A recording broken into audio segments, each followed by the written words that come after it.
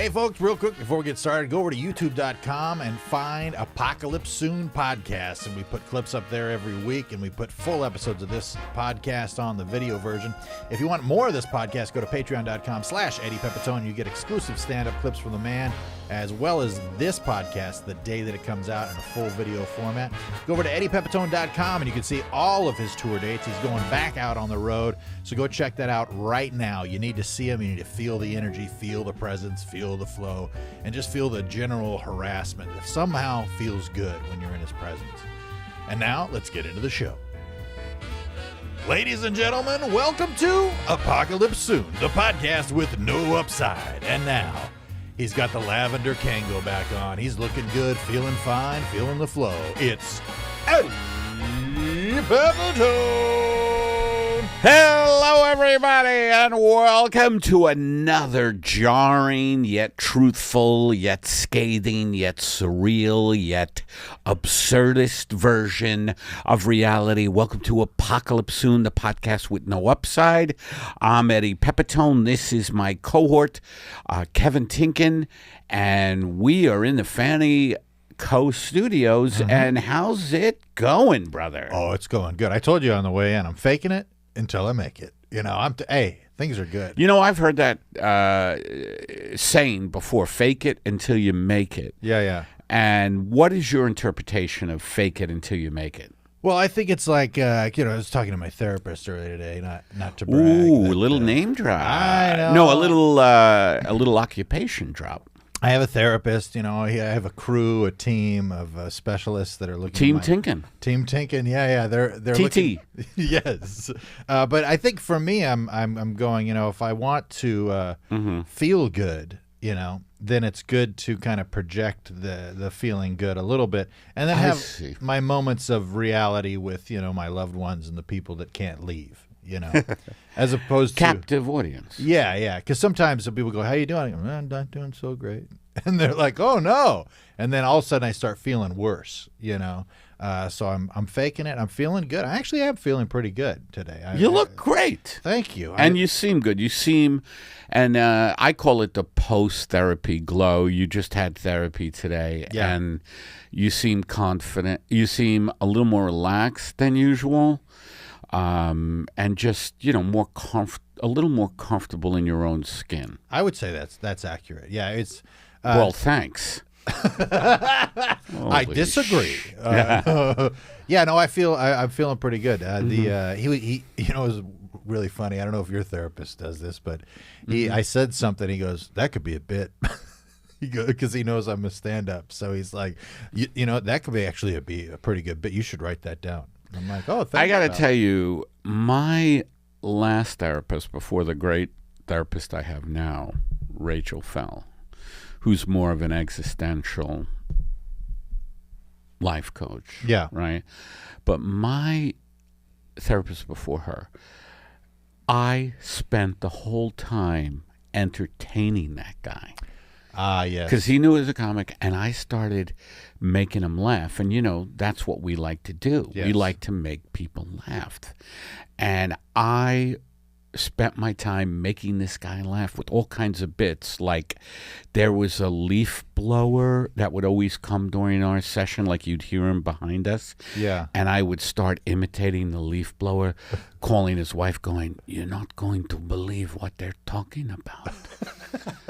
The fat guy says that he cannot get an erection. And I'm thinking to myself, what kind of man is this? No, but I would crack the fucking guy up with this character. Yes. And then I would do other bits. And then I realized I am paying to make this guy laugh. It would be like if I'm touring and I'm going, if you come to Eddie Pepitone's show, you will get $80. As long as you laugh. Same time next week? Yeah, I have our neighbors have a rooster. And and a little animal drop. Yeah, first an occupation drop. I know. I have a therapist, and now my neighbor has a rooster. I can't wait till what's next. I got a lot of good things going for me. But yeah, so every time the rooster would do something, because he would say, he noticed after, yeah, you notice you got a little bit of a rooster out there. I go, it's a wake-up call. It's really a wake-up call for me every day that things got to change. And I also told him, I was like, I will convince you that I'm okay, but I'm here for a reason, and these are the reasons. But there is a tendency in me to convince you that I'm fine by telling jokes and all this, type thing. And I go, don't buy it, but I will keep trying it because it's my instinct to like, oh no, things are going great, And but yeah, we've been working on like, actually like listening to, like if I know something's true, to go for it and attempt it and not get in my own way of being like, oh, that's pointless or whatever, or like, putting out clips of stand up or whatever. Yeah. I know that's good intellectually, but then mentally I'll be like, it's all bullshit. Nobody cares. It's not a big deal. You don't need to do that. It's a waste of time. And that's emotional, what you just said, that voice? Yeah. Whew, yeah. Boy, you have a lot of problems. Wouldn't that be funny, like a therapist you tell your therapist what's going on and he just goes, you are fucked up. Yeah, that would be good. Not something you want to hear from a therapist, like, oh boy, are you seeing anyone? He goes, I don't get paid enough for this shit. That's too much. Or if you're a shrink after you said a bunch of stuff, like really vulnerable shit, and he just goes, my God, you are a downer. Like he's a guy who is like, he just goes, if I would have known this was the case here, Tinkin, I wouldn't have fucking brought you on board. I was told you were a cakewalk client. I was told you had some humor. Jesus Christ, you're like being in session with the concentration camp. Maybe instead of seeing you, I should just go home and beat my dick with a hammer. What the fuck? A viable solution to a lot of problems, I will say. Whatever you say, Tink. All right. Well, how are you doing? I'm good. I just had a physical. Oh, yeah, that's right. And right. I don't mean to drop terms, right, and procedures of doctors. But now my physical, just is my doctor taking blood work. He's gonna let me know. You ever have blood work done, and then at least with my healthcare thing, UCLA, and again, I'm sure you folks don't have healthcare. Anyway, UCLA. Wow. University of California at Los Angeles Healthcare. But that's great. It's a good one. Yeah. It's through Screen Actors Guild. Okay. You have to earn a certain amount of money each year to qualify, and I've qualified I think it's something like 12, 13, 14 years in a row because Really? I've earned enough money each year as an actor. And I say this only to let you know I am better than you. Oh, yes. Thank you. That's the only reason I'm saying it. Yeah. All right? A lot of people are like, yes. Pay attention to what he's saying, because he's able to earn insurance. I don't have my wallet on the table like I usually do, which is a message to the poor. Right? Yeah. By the way, ever since you took all those cards out, I have them out of the wallet now. You do? And my wallet is much lighter. That's good. That's good. Which is why I'm not putting it on there. It probably wouldn't make a dent in people's self-esteem. Yeah. Just a regular. Well, look at I've showed you mine. Mine's don't show me your wallet. I don't want to get depressed right now. That's a sad look. I saw the wallet once when you went to try to pay for a taco.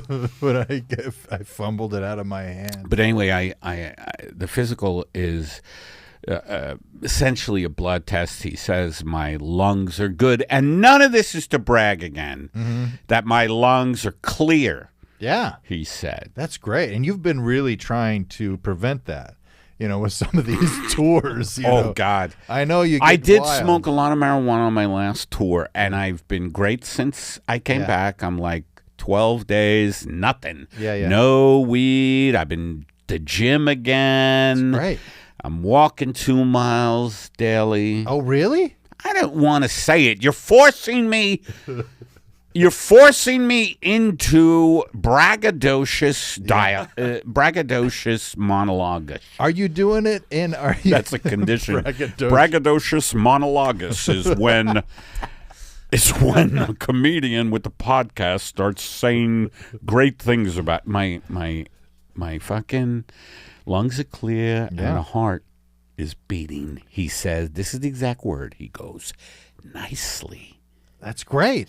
Yeah. Now, my doctor is a guy who, hey, well, let's just say this. He is wheeled into the room in a box. He's a man. He's just a torso. He's lost all his limbs. I'm serious. He's lost all his limbs due to like diabetes and just gang fights, but he's my doctor. It sounds like he's doing a good job. Well, for considering, the loss of limb and everything. Yeah. He's got a helper who listens to the heart, and he'll put the stethoscope in my doctor's ear in the box he's in. Oh, that's great. That's great. Yeah. And he doesn't really have a voice. He's got like the vocal cord thing, and all I hear is it's bleeding good. It's nicely beating. And I'll be like, hey, Doc, tell me about the gang fights again. And he'll just say that a lot. He'll just go, Yeah. I'll be like, what do you mean? And he'll go, It's difficult to talk about, I imagine. It changes. I caught him life. jerking off once in that box while he was in there talking to me about my meds. Really? I noticed like kind of a fluttering in his voice. Yeah. And I just glanced in the box. And you would think a guy with no arms, he's got no arms, he's got no legs. Yeah. How's he going to jerk off? Yeah. Right? How does he do it? He does it with rubbing. He's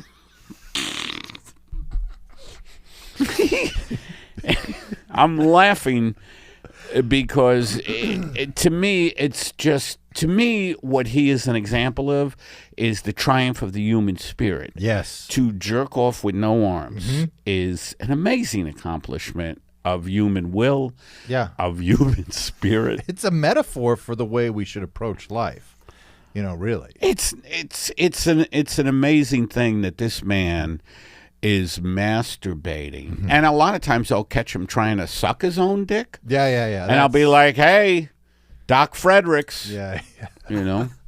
Don't, he can't suck his belly's too big. Yeah, well, he eats a lot. You can't be good at everything, But anyway, what I'm saying is he is just a terrific doc in a box. That's great. That's great. Doc in a box. Doc in a box, which is my health plan, UCLA.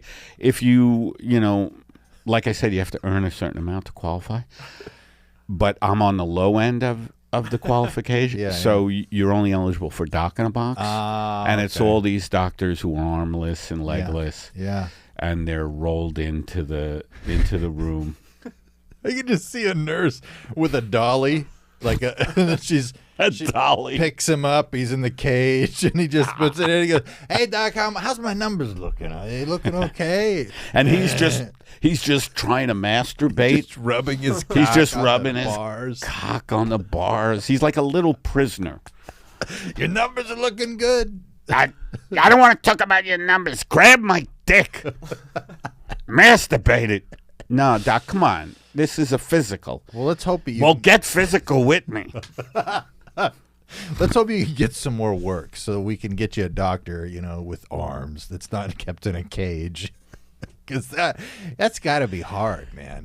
For him. Yeah. But I mean, at least he's got good news for you. That's good to hear. Well, like I say, a lot of people think his results are suspect because of his desire to masturbate constantly. it seems like his mind really isn't on the work. Yeah, that makes sense.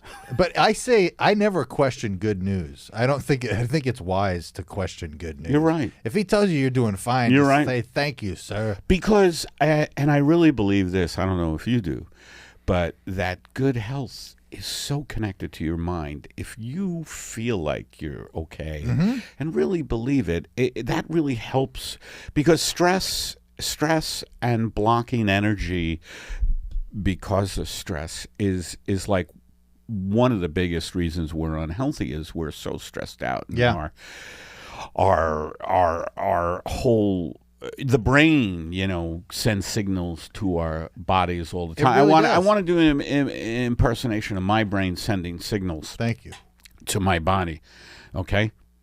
Make it erect. Bob. Yeah, Tom. It's the brain here. Can you make the cock erect? It's hard to do. He's on so much Zoloft. Must give him the thought about Irene Pudicelli, who he went to school with in 3rd grade. She had the very nice knockers. 3rd grade. Put that in his head. That's you, Tom. You're the brain. You put that in his head. Bob, you're the cock massager. All right.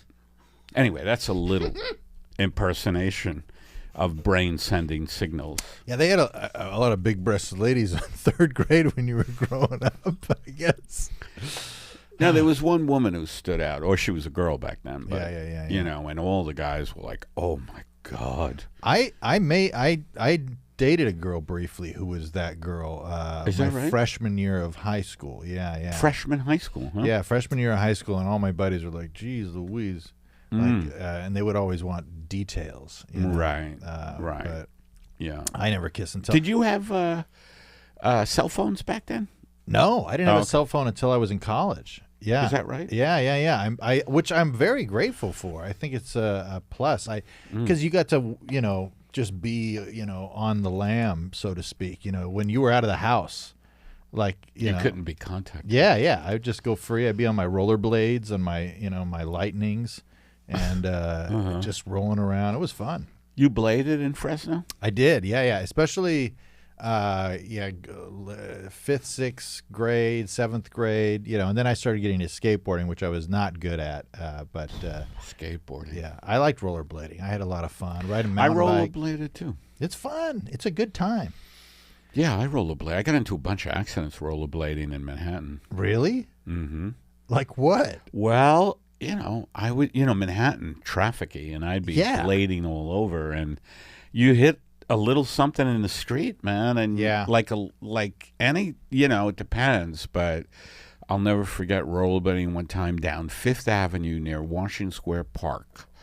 So it's like in the Village, and I hit some kind of little divot in the street, and I fell and went sliding into a UPS truck. Jesus. And my biggest fear was that I was going to get catapulted into the truck, into a package, and I would be shipped. Yes.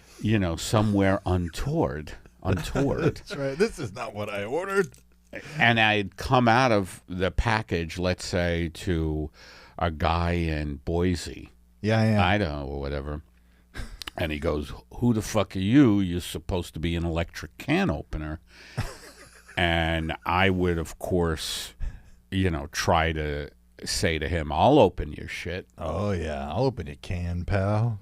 That's what that was actually a line I used to use back in the day, too. Back when? Back in the day, at some unspecified time in the distant past. Well, I mean, I that's what I would try to fake it till I make it. That's right. As an electric can opener, but I didn't want to be delivered anywhere. No. You, I had things to do that evening. I had a good movie to go see. Yes. Speaking of faking it till you make it, did you notice that boat that was blocking the road on the way in? On the way here? No. There was literally a boat on the street How did I miss that? I don't know. I wonder if it was in that storage unit facility, because there's a boat, and it looks like it was like somebody starting a project, like, I'm going to get together with my son and we're going to refurbish this boat. Yeah. And they just never did, and it got kicked out of it. But there's literally a boat, because it's where all those RVs are, where the unhoused are paying rent to some slumlord. And and then there was a boat, just a boat on the street. And I was like, yeah, somebody's doing good. You know, somebody's having a good year, I guess. Yeah, a boat. I can't believe you missed that. I'm surprised. Well, I'm not the most observant man. That's true. You know, I'm not. And actors, and again, I don't want to hurt people out there, but I am an actor. And paid.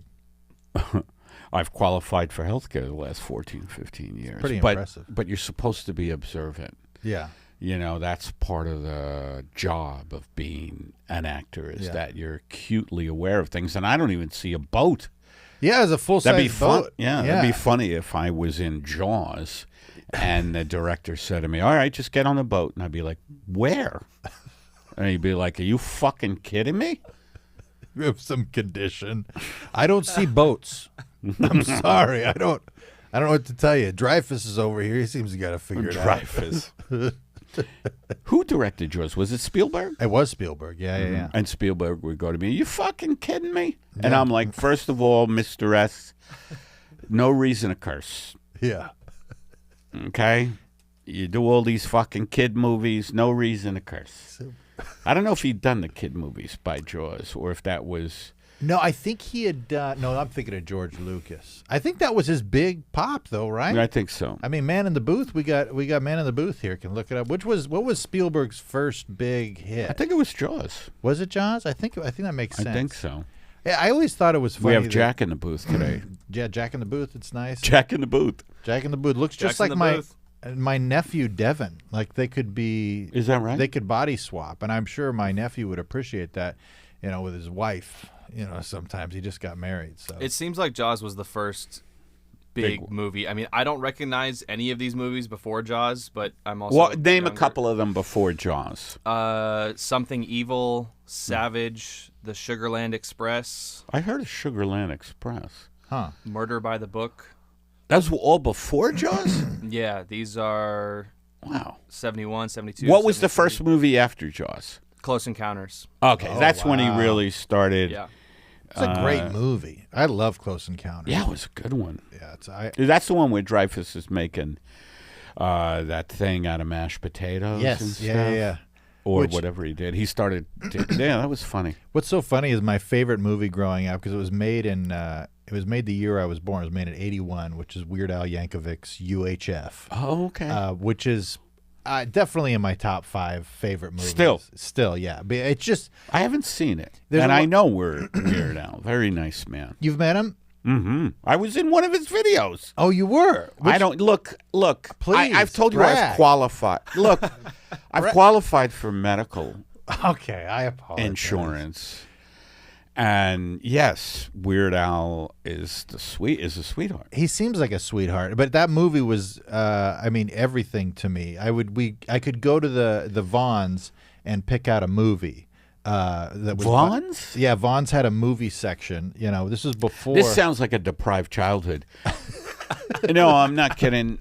If you get your movies from, and Vons is like, it's like the second tier. It was supermarket, yes, at best.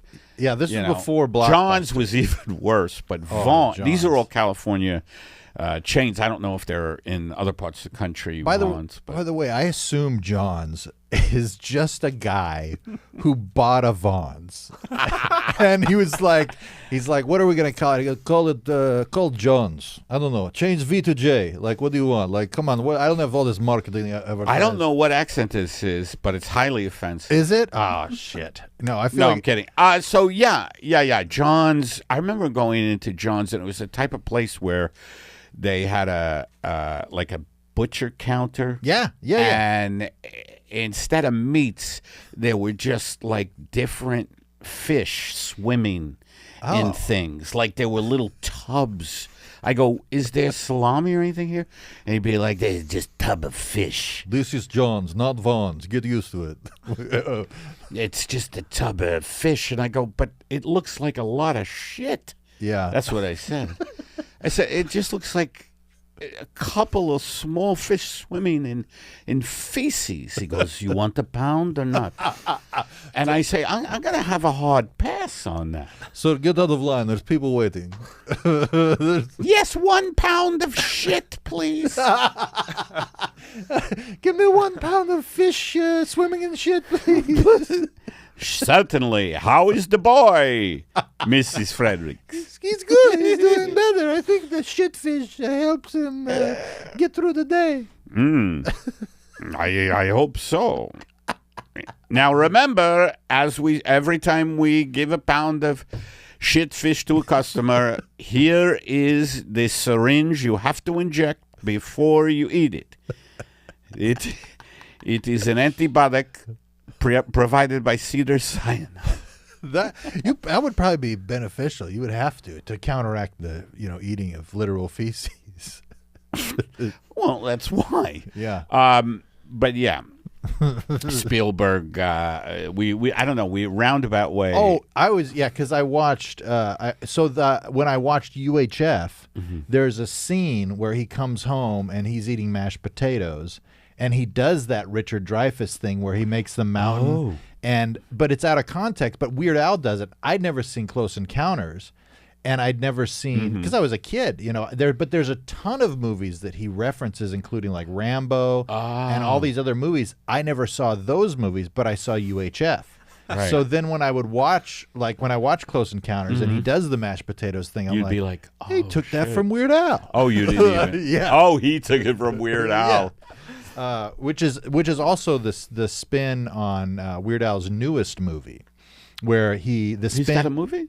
Yeah, the new one that's out right now. What is it? It's basically a fictionalization of his life story, but what he does in it is he basically turns it around where he is making the original songs and then Madonna parodies it. That's funny. Yes. Yeah. Oh, have you seen it? Yes. We should watch it together. Is it good? It's very good. Yeah, I love it. What's it called? Jack in the Booth. Weird, the Al Yankovic story? Yes, it is. Yes, it is. When did it come out, Jack? 2022. Yeah. Okay, last year it came out. Great movie. Very funny. And did you ever see UHF? I don't think I have. Oh, very good. It's got Michael Richards in it. Michael Richards? Yes. And stand-up. Well, stand-up killed his career. Unfortunately, yeah. He got a little. He was at 2 in the moment. He never made it back from that little bit of racism. Yeah, did he? A little bit. Yeah. By the way, one of my favorite things is Fraser Smith was hosting that show. And is that right? Yes. So if you watch the clip, Michael Richards finishes his set, and then Fraser comes out and he goes, "Hey, sorry about that, folks." It's so funny. Sorry about that, folks. But anyway, why do we still make pennies? Yeah, he goes right into material. Yeah, he's doing the who the hell uses pennies? People are just shell-shocked in the audience. Yeah. There's one guy just laughing at the penny thing. Yeah. I mean, I'm sure he said some racist stuff, but this is a good show. A damn good show. Yeah, I watched. Yeah, that was at the Laugh Factory, where comedy comes to die anyway. Yes, in my opinion, but I agree. Yeah, I watched UHF with Todd Glass once in his backyard, and he was having a hard time getting over enjoying Michael Richards, but being conscious of what happened at the Laugh Factory. So I could see him laughing and then feeling like, I don't know, is it okay? Well, you can't. Anyway, should we do a guided meditation? It's like we're While we on the same page? Yeah. I think we should. All right, let's do it. Let's do it. The way we're on the same page. I love it. It feels good. And now, set your cares aside, your daily anxieties in a plastic bag, on another episode of Guided Meditation with Eddie Pepitone. Oh, boy. Hi, everybody. So, you made it through another week as the world comes closer to nuclear war and devastation, as as the insanity in the Mideast spreads, and we don't have very much time left, as the possibility of a nuclear conflagration engulfs us, I want you to put on your light clothing if you don't already have it on. Put it on, get off those heavy work boots, take off the Kevlar vests, take off the asbestos vests, take off the carbonite, whatever that is, but take off all the military hardware and all the stuff that we have to wear now, the hazmat suit. Take your hazmat suit off because you happen to live in an area where there's an industrial waste plant, and I want you with your first breath, I want you to breathe in, and don't force it. Don't force it the way sometimes you'll force yourself on someone who doesn't want you. Don't force your breath. Just breathe normally, even though what is normal now is quite insane. Not only has our world spiraled into ending violence, but our world is collapsing in so many ways, emotionally, ecologically, financially. Even supermarkets are selling pounds of shit fish. But what I want you to do is just breathe in a healthy dose of love. And I know a lot of you don't know what love is because a lot of you were raised by psychopaths, because there are no laws on who can have children. So a lot of people most people actually who have children shouldn't have them because they are children themselves, and children raising children is a recipe for the world we live in. But I digress, and I don't want you to breathe that in. I want you to breathe in love, which a lot of you don't know what it is, and I'll tell you what love is. Love is freedom. Love is beauty. Love is grace. Love is stillness. Love is never having to say, "Get out of the way, you fucking idiot." Love is just something that you particularly experience when you're fly fishing and you're in those waders, they call them. They're big boots, essentially. Hopefully you're in a river that doesn't have poisoned fish. And just feel the love that someone would feel in a canyon, in a river, in the Southwest. And breathe it in. Breathe in love.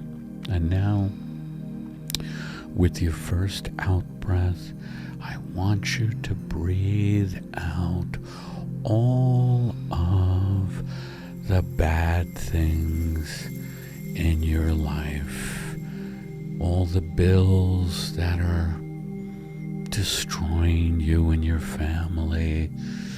You had to recently sell your child to the local grocer for heirloom tomatoes, and he said, oh, he had a heart attack, that's why he didn't say anything. He was about to say something when he passed, and he fell into the heirlooms. A lot of people who have heart attacks fall into heirloom tomatoes, and it's a great way to go, but I want you to breathe out all the bad things. The fact that you had to sell your children for salad, or you had to drive a nail into your finger just to feel something because you're on so much Zoloft. You're on so many antidepressants that you just start to eat them like corn chips.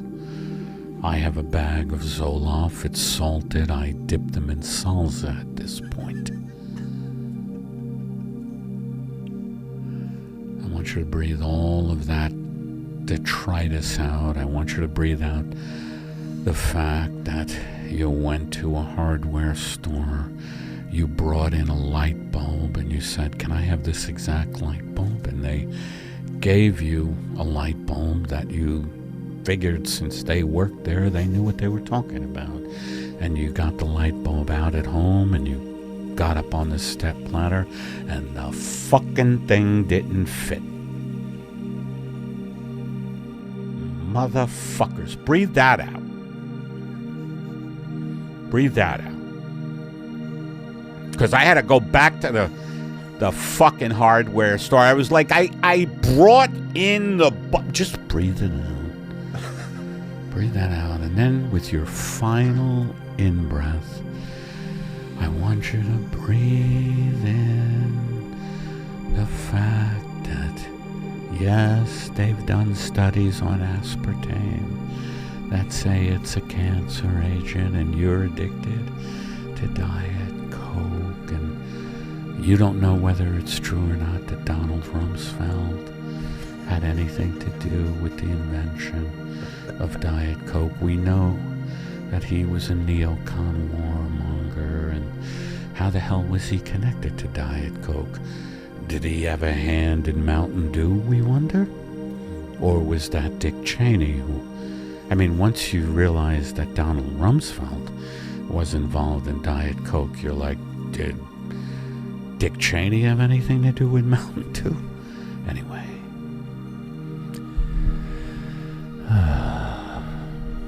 Thanks for joining us on another edition of Guided Meditation with Eddie Pepitone. It feels good, I think, to, process the world and, through in and out breaths. Yeah, like I mean, that. even ironically, I'm relaxed. Ironically. Even ironically, it still works, even though it's moments of laughter and, repressed giggling, to save the bit, keep the bit, relevant to what's going on. I'm still relaxed at the end of it. I don't want to forget to do this week, so let's go right into it. Let's do a bit that we forgot to do the last couple. Let's do a bit, the kid who prays for celebrities. Yes. All right. Now, you have any preferences on how I introduce this? 'Cause I don't. Look, what I want, and I think I've told you this before, is something not too on the nose. Yeah. But it gets the job done. Okay. And it's, it's a nice little smooth thing. Yeah. Okay. As the world turns and we fall deeper and deeper into a global depression and debt, it's important to remember not only the little people, but the big people. And that's why every week here on Apocalypse Soon, we have another edition of Praying for Celebrities with Eddie Pepitone. Okay, Dad. Yes, son? Come in. Oh, hold it. Did you knock? I started to knock, but I think you anticipated me coming in. And we've got a nice flow here. So. Maybe we're connected, like mentally, Dad. I think it makes a lot of sense. The mental connection between a father and a son. Yeah. Are you all ready for bed, pal? Well, I think so. I mean, I never like to go to bed because I have a zest for life, I've always appreciated that about you, son. You don't let the world get you down. And that's beautiful. No, you shield me. Yeah, me and your mother, we try to shield you from the dangers of the world outside, and you can just enjoy your footy pajamas. I mean, I did see our next-door neighbor get bludgeoned to death by his wife, but, I just happened to be in the driveway looking into their window, and, I saw the blood spurting out of his head, and she was yelling, "You shouldn't have slept with Joanna, your secretary." And I said, "Oh boy, glad I don't live in that house." Well, yeah, and we're so sorry you had to see that, son. And It wasn't your fault, Dad. Well, I mean, how can you control, other houses and what goes on? I appreciate you seeing it from my point of view, son. I do I'm just appreciate seeing that. it from an intelligent point of view, You're a smart little guy in footy pajamas, and I love to hear it. Now, son, are you ready for bed? It's time to bow your head and close your eyes, and let's say a couple of prayers before we got to get your 8 hours, okay, pal? Okay. All right, now let's bow our heads, close our eyes, and let's remember to pray for not only yourself, but for others, okay? Okay. All right. Dear Lord, even though so much suffering goes on, especially in the house next door, I want to pray for Ben Affleck, because Ben Affleck has been through so much, and I know he's got many millions of dollars, and he's doing a Dunkin' Donuts campaign that's, well, quite frankly, he's a bit of a sellout. But please don't let him get addicted anymore to things. I believe he went through alcoholism.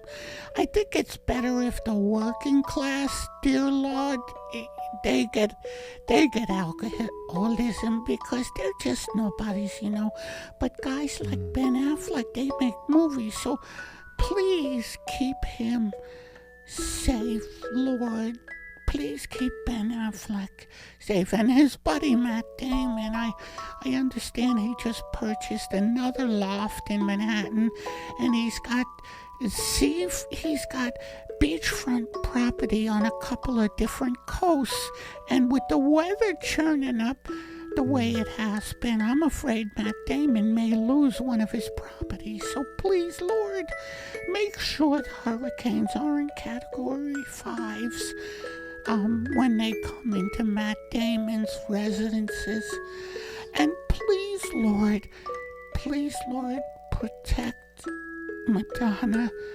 I mean, she's had so many plastic surgeries, and she's starting to look a little beaten up, and I'm worried about Madonna, quite frankly, and she made a horrible video with some really shitty comics. Yes, God.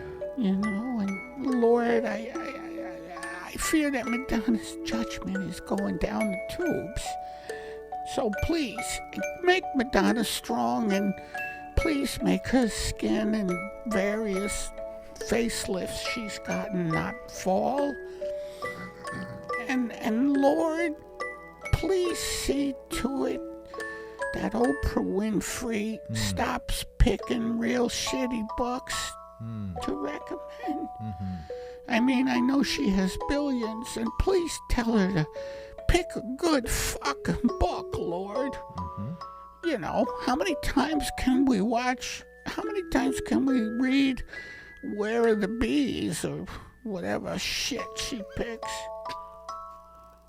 And Lord, please look down on Renee Zellweger. I don't think she's had a job since Judy. And even though she probably has millions, I just want you to make sure that she's okay, and please look down on Martin Scorsese. He just made a movie called Killers of the Flower Moon, and the actors haven't been able to promote it, and I think Martin may be feeling a little bad. So please look down on him and Mr. De Niro, who owns most of Soho and Lower Manhattan, but he's starting to get older, and Al Pacino had a child at 80, and you need to make him live at least until the child is 3. Please, Lord. Please look down on these great actors who, Lord, please please, Lord, look down on all the billionaires who go down in submarines from here on in. And please look down on the billionaires who are like Jeff Bezos, Lord, who's having some difficulties with, robots that are monitoring Amazon warehouse behavior, people. The robots, I hear, are malfunctioning in some of the warehouses, and Jeff Bezos may lose a little money, and he can't afford to lose money, because when I order Amazon Prime, Lord, I want those fucking boxes to show up the next day. Because they say, and there's even some same-day delivery, Lord, that may get fucked up if Amazon robots aren't doing well. Yes. Please look down on the Amazon robotic monitoring systems. Let's not forget about some late night hosts, son. Please look down on Seth Meyers, because his Verizon campaign may have been one of the most banal, vapid, and vacuous campaigns ever. He may be the whitest guy ever. Oh. Please look down on Seth Meyers, because he's so white. He's a ghost, Lord. And please look down on Jimmy Fallon, who's been exposed as being a lunatic to his co-workers. He's a cocaine addict, Lord, and cocaine. He's an alcoholic too. Jimmy Fallon's a cocaine and alcoholic. And please have them look down on Jimmy Fallon, because he's the one who tussled Donald Trump's hair, and he's just so fun. He's so fun. And please look down on James Corden. He does karaoke, carpool karaoke. I don't even know if he's on air anymore. Thank you, Lord. Thank you, Daddy. In Jesus' name we pray. Amen. Daddy, can I ask you something? Absolutely, son. When the blood splattered from Mr. Thompson's head next door and it hit the windows, what product did they use to get that off the windows? All the brain matter? Well, son, we used some bleach. Wait a minute. Basic bleach. You used some bleach? Well, when it comes Why were you involved in the cleanup? Well, technically because the blood splatter was on our property, but the crime occurred in their property. We were not, the police force was not responsible for any of the cleanup. And you know that the cleanup of murders has to be outsourced by the victims and the victims' families in many cases, son. And, so we went ahead and we put some bleach on the windows and got the brain matter off and whatnot. And, So it's bleach? Bleach is the best way, son. Bleach is the best way. Clorox? Clorox is a name brand, and we support Clorox. We definitely like big Clorox. God, please look after Clorox and all the stockholders of Clorox. Because bleach is important when you're trying to get fecal matter off your windows. Procter & Gamble, I believe it is. Procter & Gamble. God, please look down on Procter & Gamble. I know they still test on animals because they're primitive, but please look down on them, because, my God, I'm sorry, God, I shouldn't address you by your derogatory. Anyway, Dad, thank you so much for seeing me through my prayers. No problem, son. Now it's time for bed. Did my taser come from Amazon Prime? Well, I'll have to go look in the morning, pal, okay? I need my taser now. You're getting a little long-winded All here, right, son. I'm Sorry. sorry. It's time for bed. All right. Oh, boy, I have such a zest for life. I can't wait to get that taser tomorrow. He loves tasing, Lordy. You know it's true. And thanks for joining us on another episode of Praying for Celebrities with Eddie Pepitone. Oh, Boy, that kid is he's a good kid. He's got a lot of right thinking. He does have good thinking. He's got a lot of information for his age, of the history of media and conglomerates and whatnot. Yeah, well, he's a pretty well-read kid, or he might just watch Democracy Now! Online. That's true. That's a with great Amy source. Goodman. Great source for that type of information. Well, I'm looking up. We're almost at 50 minutes here. Should we wrap it up? I think so. All right, folks. Well, thanks for joining us here on Apocalypse Soon. If you like this podcast and you'd like to support us just by throwing money at us, we won't turn it down. Go over to patreon.com/Eddie Pepitone, and you can subscribe for $5 or $20, bread or circus, and you get this podcast the day it comes out in full video format, and you also get some exclusive stand-up from Eddie Pepitone. So if you like this podcast, you'll love that. And you also get some nice little shout-outs on there and whatnot. Go over to YouTube where you can subscribe to this podcast and get the video version the week it comes out, and you can get clips and all that good stuff. And Eddie also posts that on his Instagram. And go to eddiepepitone.com if you want to see him live out on the road. And anything else? No, just eddiepepitone.com. I'm going to be heading to New York. I don't know actually when this will come out, but just check me out. And thank you for listening to Apocalypse Soon, the podcast with no upside.